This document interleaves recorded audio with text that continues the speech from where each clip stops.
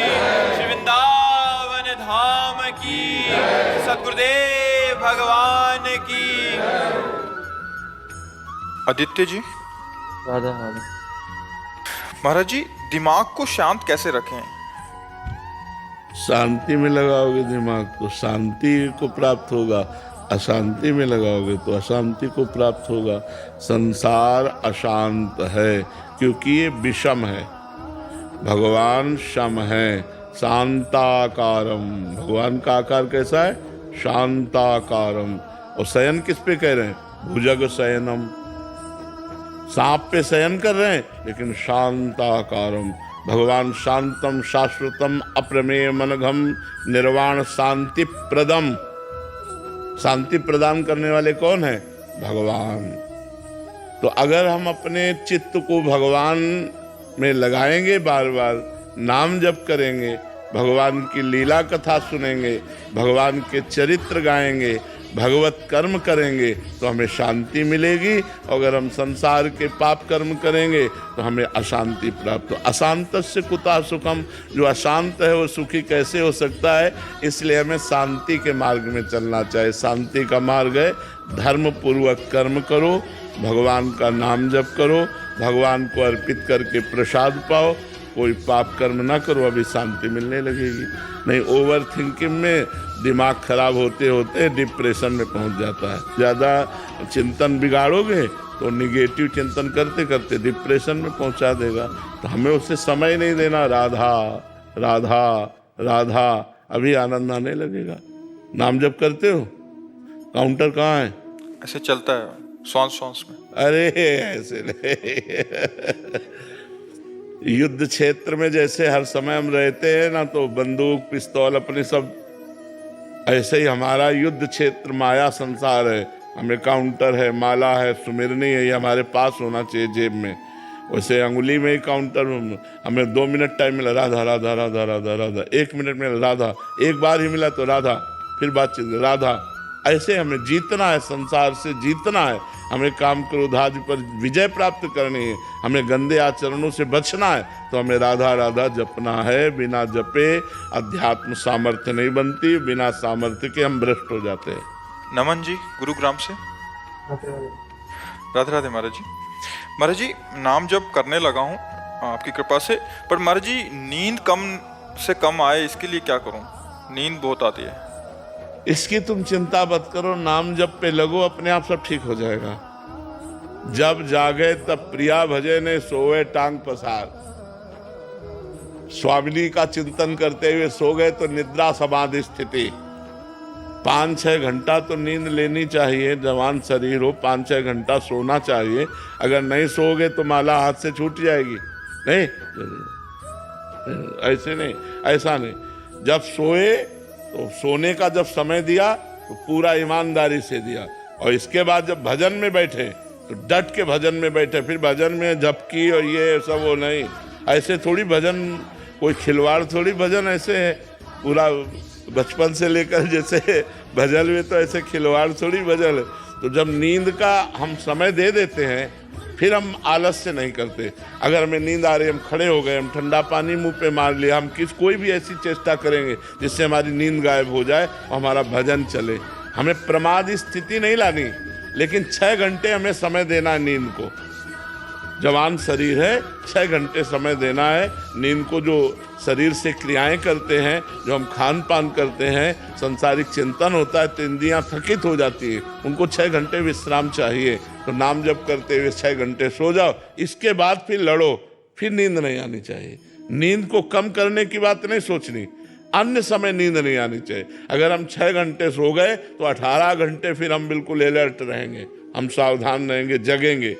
अगर हम 6 घंटे में कमी करते हैं तो 18 घंटे में वो नींद हमको डिस्टर्ब करेगी। तो हमें डिस्टर्ब ना हो, इसलिए 6 घंटे हम आराम से सो लेते हैं, और फिर 18 घंटे हम अपनी क्रियाओं, नाम जप और सब साधन में लगते हैं। अरे जी, आप साधकों को बताते थे कि जब आप बाल अवस्था में तो आप अपनी चुटिया को झोंपड़ी के साथ बांध लेते थे। बड़े उपाय करने। अब जैसे अनुष्ठान चल रहा है गायत्री का, अब शांत एकदम, शीतलता, वायु एकदम ठंडी चल रही, जंगल में जैसे एकदम नाम जप करे तो जप करते करते एकदम जैसे, तो फिर अब एक पैर के बल खड़े हो गए, अपनी जटा को ऊपर उसमें झोपड़ी थी फूस की, उसमें बांध दिया कि ऐसे होगा तो एकदम समझ में आ जाएगा। और एक पैर के बल खड़े होकर के जब कर रहे हैं, फिर ये थक गया पैर तो फिर इस पैर के बल खड़े होकर। भजन करना है तो लड़ना है, हमको युद्ध करना है। हमें अपनी वासनाओं से, अपनी कामनाओं से, अपनी कमजोरियों से हमें युद्ध करके भजन में आगे बढ़ना है। भजन करना कोई खिलवाड़ थोड़ी। आप देखो माला लेकर के बैठो, मन कितना परेशान करता है। मंत्र में मन लगना, नाम में मन लगना बड़ा कठिन होता है। बड़े भाग्यशाली लोग हैं जो नाम जप कर रहे हैं और जिनका मन भगवान में लग रहा है। धन्य भाग है, अहो भाग्य है उसके। माता धन्य उसका। ब्रह्मचारी, धर्म रक्षक, वीर व्रत, कितना बढ़िया है ये प्रार्थना, कितनी बढ़िया है। हम लोगों को पहले प्रार्थनाएं करवाई जाती थी। तो प्रार्थना है, कुछ वीर महापुरुषों के चरित्र हैं, बड़े महापुरुषों के चरित्र हैं, और दिनचर्या का संयम। कै बजे तुम्हें उठना है, कै बजे तुम्हें सोना है।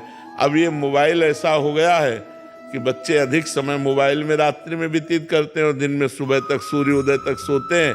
तो कोई उनकी मांगलिक दिनचर्या प्राप्त सकते हैं, पर सतोगुण का भी त्याग करना पड़ता है क्योंकि ये मायाकृत है। आशीष मौर्य जी, महाराज श्री, प्रेम का वास्तविक स्वरूप क्या है? अपना विस्मरण हो जाना, प्रेमास्पद जो हमारा है उसके सिवा मैं की याद ना आना। ब्रह्म नहीं, माया नहीं, नहीं जीव नहीं काल, अपनी ही सुधि ना रही, एक रहे नंदलाल। ही में न जान परे कान है कि प्राण है, कान भय प्राण में, प्राण भय कान में, ही में न जान परे कान है कि प्राण। ऐसे भगवत स्मरण में तन्मय कि अपनी शुद्ध भी नहीं है। पिय मूर्ति नैनन बसे, तेहि रस रहाय समाय, ये लक्षण सुन प्रेम के और न कछु सुहाय, और न कछु सुहाय। फिर अपने रस मातो, कुटुम्ब देह ते जाए, छूट सब ही विधि नातो। जहाँ जहाँ पी की बात सुने, खोजत तिन गैनन, हित ध्रुव छिन छिन ले, प्रेम जल भरी भरी नैनन। राधा राधा राधा, और कुछ स्मरण नहीं, यही प्रेम का सिर।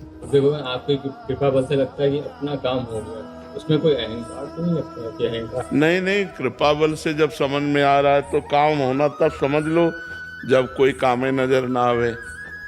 काम, क्रोध, लोभ, मोह, मद मत्सर, छह विकारों का प्रभाव ना हो, शरीर भाव ना हो, हर समय भगवत स्मरण चल रहा हो, ऐसी बात समझ लो। बबीता जी, श्री हरिवंश महाराज जी, गुरुदेव भगवान, क्रियान्वित रहते हुए भाव समाधि कैसे लगती है?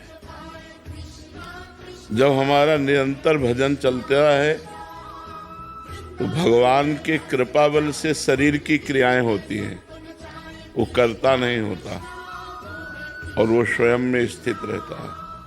भगवत स्वरूप में स्थिति ऐसी गाढ़ हो जाती है जैसे गोपियों की थी। अब गोपियां दही बेचने जा रही हैं। विक्रेतु कामा खिल गोप कन्या, मुरारि पादार्पित चित्त वृत्ति, दध्यादिकम मोह वशाद वोचद, गोविंद दामोदर माधवेति।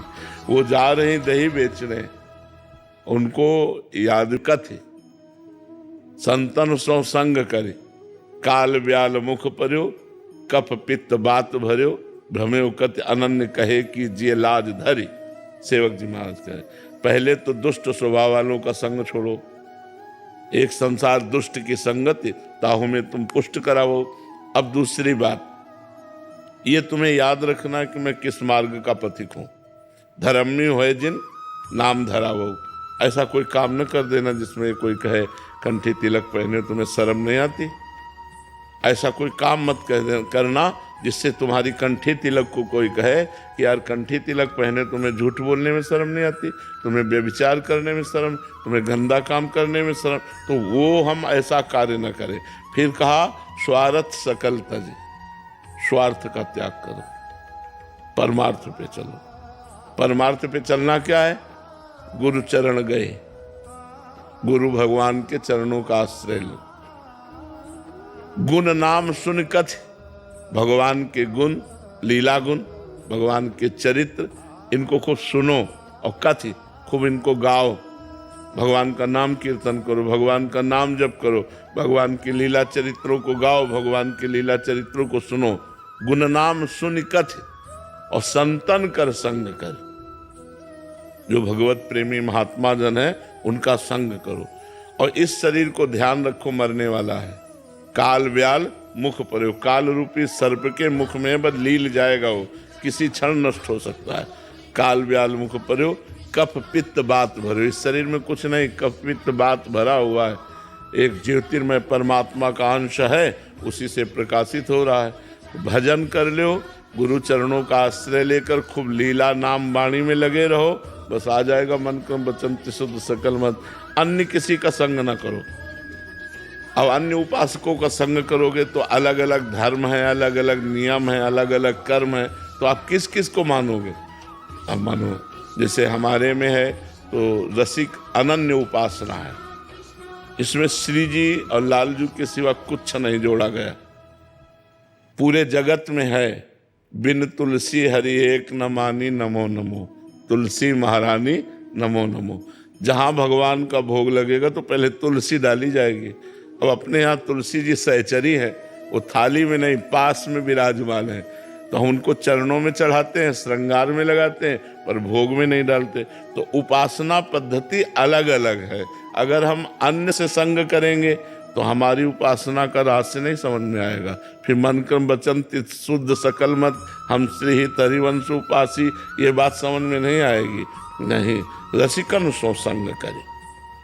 रसिक कासो कहें जो प्रिया प्रीतम के सिवा अन्य कोई उपासना नहीं, अन्य कोई बात नहीं। इष्ट मिले और मन मिले, मिले भजन रस रीति, तहाँ निसंग को है मिलिए, तासो कीजिए प्रीति। अपना इष्ट मिलना चाहिए, श्यामा श्याम मन मिलना चाहिए, और अपनी रस रीति उपासना मिलनी चाहिए।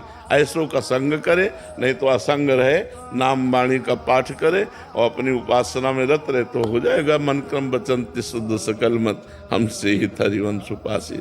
समझ में आई बात? सीमा जी गुरुग्राम से। श्री हरिवंश महाराज जी, महाराज जी आपके श्रीमुख से सुना है कि दूसरों की निंदा ना करें, ना ही अपनी प्रशंसा सुने। महाराज जी दूसरों की निंदा तो नहीं करती, पर जब प्रशंसा होती है तो उससे कैसे बचें? ये थोड़ा सा मुश्किल हो जाता है। हाँ, अहंकार को अच्छा लगता है ना अपनी प्रशंसा। जो अहंकार है, जो अहम है अंदर ना, वो अपनी बात कहना बढ़ा करके, अच्छी बात कहना जिससे सम्मान प्राप्त हो, या दूसरा कोई प्रशंसा करे तो सुनने में अच्छा लगे। दोनों में पुण्य नष्ट होते हैं। अपनी प्रशंसा अपने मुख से करना या दूसरे के मुख से अपनी प्रशंसा सुनना, इनमें दोनों में सुकृत नष्ट होते हैं, पुण्य नष्ट होते हैं। अच्छा, पुण्य उत्पन्न करना बहुत कठिन है, पुण्य अर्जित करना बहुत कठिन है, लेकिन नष्ट करना बहुत सरल है।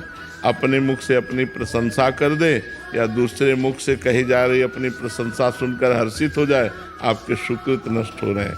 दूसरे की निंदा करना और दूसरे की निंदा सुनना, इससे हमारे पाप बढ़ते हैं।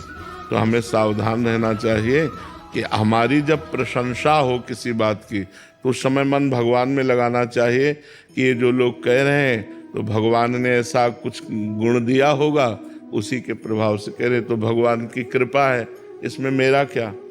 अपने मुंह से प्रशंसा करना बनता नहीं है। जैसे हम लोग तीर्थ यात्रा करते हैं, तो तुम्हें पता है हमने वहाँ 500 रुपये सबको दिए, हमने 50 साधु पवाए, हमने ये किया, और सब खत्म कर रहा है। वो इतना अपना पुण्य है, वो सब खत्म कर रहा है लोगों से कह कर, पर वो अहंकार चैन नहीं लेने देता ना। देखो अहंकार कितना गलत है कि हमने ये गलत किया, ये कभी समाज में नहीं रखेगा, लेकिन हमने अच्छा किया तो माइक से कहना चाहेगा। तो हमें चाहिए कि जब हमारे मुख से प्रशंसा निकलने का समय आवे तो भगवान में चित्त लगाकर मौन हो जाना चाहिए, नहीं बोलना चाहिए। और जब कोई हमारी प्रशंसा करे तो उसे स्वीकार नहीं करना चाहिए। ये तो भगवान जानते हैं कैसे है, तो भगवान की लीला है, नहीं हम में कोई गुण नहीं, हम कुछ ऐसे नहीं हैं, ऐसा बोलना चाहिए। तृणादपि सुनी चेन तरोरियु सहिष्णुना, अमानिना मान देन कीर्तनीया सदा हरि। अपने को तृण से नीच समझे, वृक्ष के समान सहनशील हो, दूसरों को सम्मान दे, स्वयं सम्मान ना ले, ऐसे भगवान का भजन किया जाए तो मंगल हो जाता है। इसलिए अपनी प्रशंसा अपने मुख से करना या अपनी प्रशंसा दूसरे के मुख से सुनना, ये दोनों हानिकारक हैं, इसे स्वीकार नहीं करना चाहिए। मीरा जी, राधे राधे महाराज जी गीता जी के श्लोक शौचालय में भी मानसिक चिंतन चलता रहे तो क्या ये उचित है? हाँ, इसको उसमें कोई परेशानी नहीं, मानसिक चिंतन में कोई परेशानी नहीं। गीता जी के श्लोक का अर्थ चिंतन कर रहे हैं या गीता गायक भगवान का चिंतन कर रहे हैं। हाँ, हम गीता के श्लोक गायन ना करें, वाणी से उच्चारण ना करें, अंदर चल रहा है तो कोई बात नहीं है, भगवान का चिंतन चल रहा है, गीता का अर्थ चल रहा है, उसमें कोई परेशानी नहीं। श्लोक उच्चारण ना करें, श्लोक पवित्र होकर ही उच्चारण करें। दूसरे को उसका फल दे सकते हैं, किसी दूसरे को पढ़ के पाठ करके? दूसरा प्रश्न ये कि हम अगर गीता पाठ करके किसी को उसका फल देना चाहते तो दे सकते हैं। हम संकल्प करें उसके भाव के लिए और उसको समर्पित कर दें तो चला जाए। जैसे हम अपनी कमाई रुपया किसी को भी दे सकते हैं, पर वो देना है बिनु भय होए न प्रीति। प्यार से कहो तो नहीं मानेगा और थोड़ा भय दिखा दो तो मान सकता है। तो हमें लगता है थोड़ा भय की आवश्यकता है, पर हम क्रोध ना करें। क्रोध करने से हमारा भी नुकसान हो जाएगा और बच्चे का भी नुकसान हो जाएगा, और क्रोध का नाटक करने से ना हमारा नुकसान होगा ना बच्चे का नुकसान होगा, क्योंकि हमें केवल उसे थोड़ा सा डरवाना है कि आप अगर ऐसा नहीं किए तो आप, जैसे नम्र शासन। चलो पूरे पाठक्रम तक जब तक पाठ होता रहे तब तक चुपचाप खड़े रहो। अब सबके सामने वो खड़ा है तो बेइज्जती महसूस हो रही है, शासन भी हो रहा है और नम्र शासन। थोड़ा मतलब कभी कभी कोई जानवरपन दिखा देते हैं, ऐसा नहीं करना चाहिए, क्योंकि बच्चे सुकोमल शरीर के होते हैं। नम्र शासन तो हमें लगता है ठीक है, और आजकल के विद्यार्थी भी बहुत उद्दंड हैं, तो अगर बड़े बच्चे हो तो क्रोध मत करना क्रोध का नाटक भी मत करना, क्योंकि बड़े बच्चों में आजकल ज़्यादा विनम्रता नहीं रह गई, सहनशीलता नहीं रह गई है। तो हमें लगता है अगर छोटे बच्चे हैं तो ज़्यादा क्रोध करने की ज़रूरत नहीं, और बड़े बच्चे हैं तो बिल्कुल क्रोध करने की ज़रूरत नहीं है, क्योंकि वो फिर आप पर कहीं क्रोध ना कर जाएं। तो मतलब हमको बहुत सावधानी रखनी है, अपनी नौकरी भी बचानी है, अपना जीवन भी सुरक्षित रखना है, बच्चे को भी उन्नतिशील पर। तो क्रोध का नाटक करेंगे अगर हम थोड़ा तो ठीक रहेगा, लेकिन क्रोध ना करें तो अच्छा रहेगा। जी जैसे घर में भी कभी क्रोध आ जाए या अपशब्द निकल जाए तो क्या वो प्रभावित करते हैं बच्चों? हाँ बिल्कुल प्रभावित करते। हमारा अंतःकरण दूषित हो जाता है। जब हम क्रोध करते हैं तो हमारा अंतःकरण दूषित हो जाता है, हमारी वाणी दूषित हो जाती है, हमारे विचार दूषित। ये विकार है ना, षड विकार है, काम क्रोध लोभ मोह मद मत्सर। तो हमको बचना चाहिए। जब क्रोध आवे तो शांत हो जाना चाहिए। मन कह रहा मैं बोलूं, लेकिन उस समय न बोलिए, शांत रहिए तो अच्छा रहेगा। जब हम क्रोध करेंगे और क्रोध पूर्वक उनका शासन करेंगे तो उनके अंदर क्रोध के ही संस्कार आएंगे, और वो दबे हुए संस्कार जब आगे बढ़ेंगे तो वो क्रोध का रूप धारण करके आपको वो प्रत्युत्तर देने लगेंगे। तो अगर हम बच्चों के सामने क्रोध बार बार प्रकट करेंगे, चाहे बच्चों पर ही हो या परिवार पर ही हो, तो उनके अंदर क्रोध के संस्कार जागृत हो जाते हैं, और ना करने पर भी उनको करने के लिए वो क्रोध मजबूर कर देता है। तो हमें लगता है कि हमें परिवार में ऐसा वातावरण बनाना चाहिए जिससे हमारे बच्चों में प्रतिकूलता ना पैदा होने पाए, क्रोध ना पैदा होने वाले। अगर हम प्यार पूर्वक, पहली बात, और नहीं तो फिर नम्र क्रोध। हमें लगता है थोड़ा सावधान रहना चाहिए सबको। नहीं, वही बच्चे फिर सयाने होके जब याद करते हैं ना तो फिर वही प्रतिकूलता देते हैं बूढ़े माता पिता को। इसलिए बहुत सावधान रहना चाहिए, बच्चों को अच्छे संस्कार देना चाहिए, प्यार देना चाहिए, ऐसा उनका स्वरूप ना बिगाड़ देना चाहिए कि वो घृणा की दृष्टि से हमारी तरफ देखें या क्रोध की दृष्टि से देखें। प्रणव त्रिपाठी जी। श्री राधे राधे। राधे राधे महाराज जी, पढ़ाई, कैरियर और भविष्य की चिंता में मैं कई बार तनाव और उदासी में डूब जाता हूँ। इसी समय पर मैं कई बार कमजोर और अकेला और मतलब अपने आप को कमजोर महसूस करता हूँ। महाराज जी सहायता कीजिए। सहायता तो भगवान की लो बच्चा। अगर भगवान का नाम जप करोगे ना तो तुम्हें भगवान की सहायता मिलेगी, वही सच्चे सहायक हैं। अकेले पूरा जीवन हो गया, पूरा जीवन अकेले हो गया, और उन्हीं की सहायता से चले हैं। हमें कोई सहयोगी नहीं मिला। कहीं भी अगर सहयोगी मिले हैं तो संत जन मिले, वो भगवान के ही स्वरूप हैं। तो भगवान और संत तो एक ही बात है, बका कोई सहयोगी नहीं। नाम जप करो, ब्रह्मचर्य से रहो, पवित्र भोजन पाओ, समय से जागो, समय से सो, समय से अपनी दिनचर्या करो, अभी आपके अंदर उत्साह आ जाएगा। व्यायाम करते हो, हाँ, अभी उत्साह आ जाएगा। व्यायाम करो, ब्रह्मचर्य से रहो, पवित्र भोजन करो, माता पिता के चरण छुओ और नाम जप करो, और चाहे 10 मिनट सही सत्संग सुनो। सत्संग जरूर सुनना चाहिए, उससे हमारी बुद्धि पवित्र होती है, तो हमें उत्साह मिल जाएगा, हमें बल मिल जाएगा। जहाँ हम हारते होते हैं वहाँ भगवान हमें बल प्रदान करते हैं, और भले हार जाएं फिर हमें आगे बढ़ने का उत्साह मिलता है। नहीं तो बहुत से बच्चे जैसे फेल हो जाते हैं, सुसाइड की सोच लेते हैं, बहुत कमज़ोर हो जाते हैं। ऐसा नहीं होना चाहिए। नाम जप करो सब लोग, फिर देखो आपको कितना आत्मबल मिलता है। जैसे हमें बड़ा कष्ट शरीर में रहता है, लेकिन भगवान के बल से देखो हम दिनचर्या करते हैं। मतलब कितनी समस्याएं, लेकिन हर समस्या से लड़ने की जो पावर वृत्ति है वो भगवान से आती है। इसलिए नाम जप करो। विशेष जी, राधा वल्लभ शेरवंश महाराज जी। महाराज जी, मेरा प्रश्न है कि आपकी कृपा से भजन बहुत अच्छा चल रहा है। जैसे आपसे सुना है भजन के लिए भोजन शुद्ध होना चाहिए, बट आजकल खाद्य पदार्थ और प्राकृतिक संसाधन अशुद्ध होने लगे हैं। महाराज जी, ऐसे में साधक की दिनचर्या में इससे प्रभाव पड़ेगा? हाँ, उसमें भी हम शुद्धता निकालते हैं। उसमें भी हम शुद्धता निकालते हैं कि हम बाजार का बना नहीं पाते हैं, अपने घर का बना पाते हैं। बाजार की चीज पाने से फर्क पड़ जाता है। अगर हम वही माना कि अब उनका मूल स्वरूप तो अशुद्ध हो ही रहा है, लेकिन हम अपने घर में शुद्ध करके बना के पावें, वो अच्छा बाजार के चीज़ों से बचें। ये हमारे स्वास्थ्य के लिए ज़्यादा लाभदायक भी नहीं है, और हमारे भजन वृत्ति के लिए तो बिल्कुल नहीं लाभदायक है।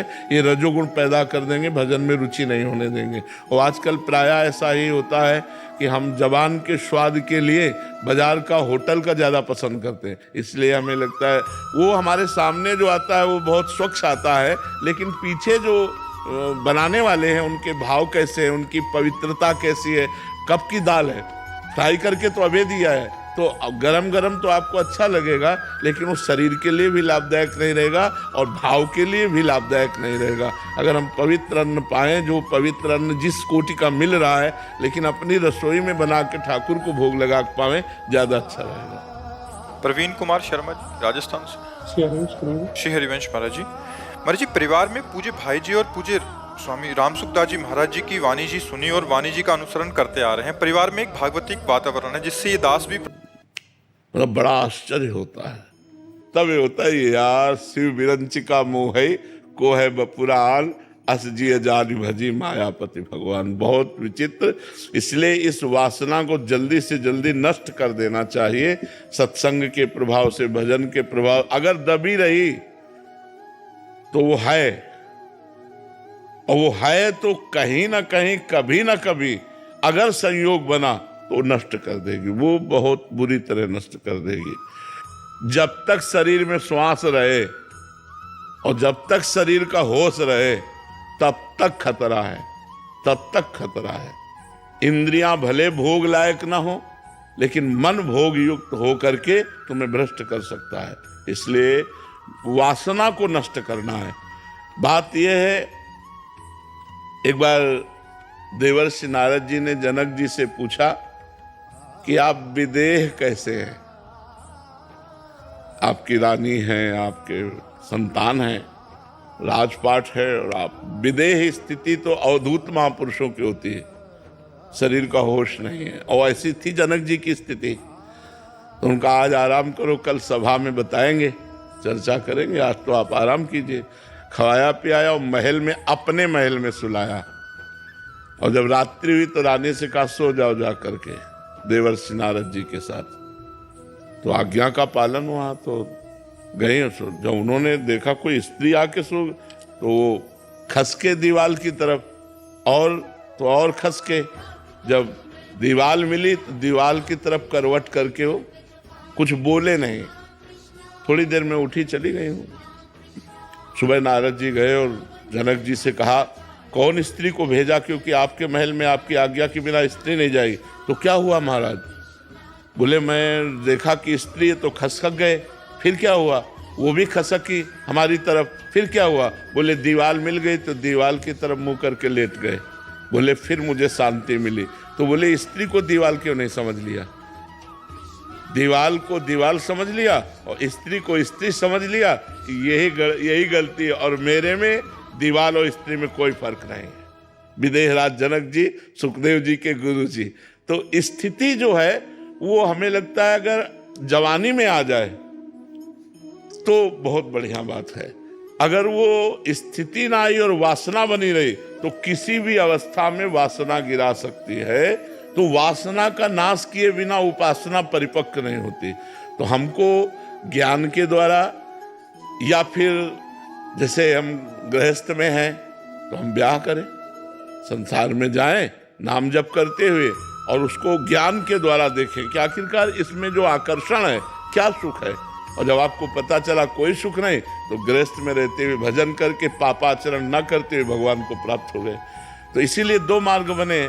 एक मार्ग में ज्ञान हुआ कि ये सब नाशवान संसार मुझे नहीं चाहिए तो चलो विरक्त मार्ग, और एक में आकर्षण है, मिठास लग रहा संसार में तो चलो गृहस्थ मार्ग। लेकिन दोनों को भगवत प्राप्ति के लिए ही मनुष्य शरीर मिला है। यद्यपि भोग से शांति प्राप्त नहीं होती पर वो भगत है, वो विवेकवान है तो वो वैराग्य धारण करके आगे निकल जाएगा।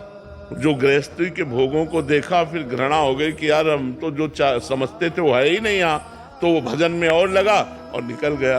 और जो ज्ञान के द्वारा वैराग्य धारण करके एकांत सेवन करते हुए विरक्त भाव से भजन करके निकल गया, वो निकल गया। पर निकलना है पूरे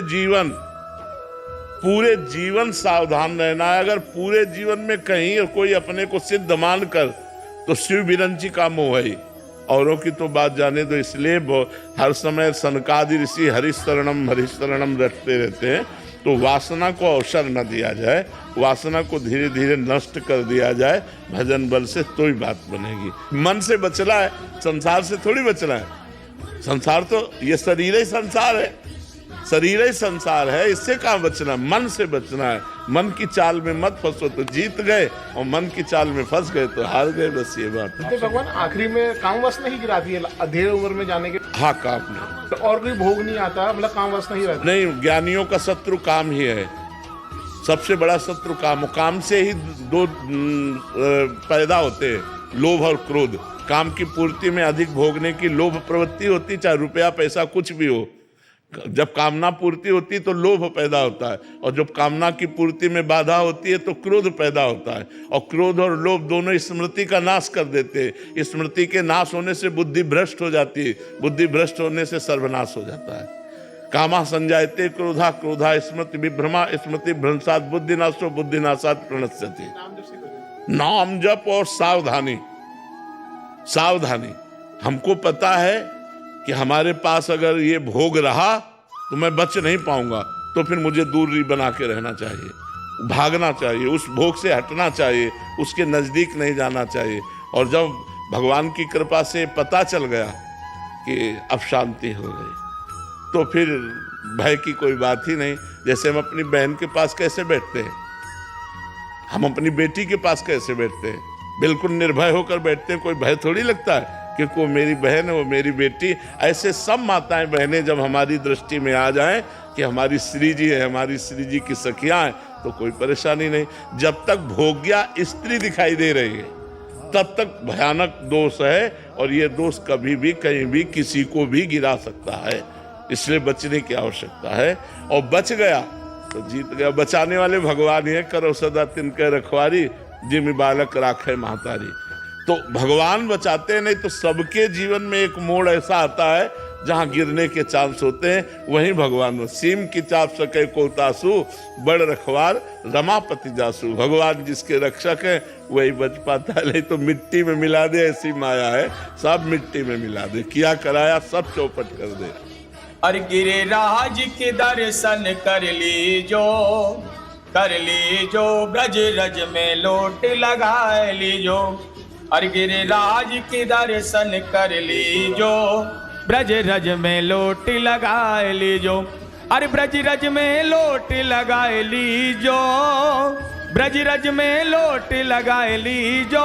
गिरिराज के दर्शन कर लीजो, ब्रज रज में लोट लगा लीजो। अरे नारायण सरोवर है अति प्यारो, नारायण सरोवर है अति प्यारो। ऐठा पैठा गाम हमारो, ऐठा पैठा गाम हमारो। अरे चतुर्भुज जी के दर्शन कर लीजो, कर लीजो, ब्रज रज में लोट लगाए लीजो, हो ब्रज रज में लोट लगाए लीजो, ब्रज रज में लोट लगाए लीजो, गिरिराज के दर्शन कर लीजो, ब्रज रज में लोट लगाए लीजो। कि गिरिराज ने कीनी कृपा, जो वास गोवर्धन मिला, ब्रह्म कुल में आन कर जय जन्म भी नर्तन मिला। बाबा ऐसी हवहु हसिदय हो,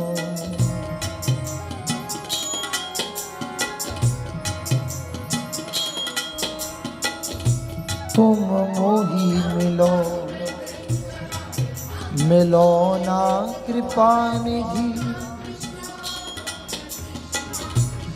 मोको ढूंढत तो भटके हो,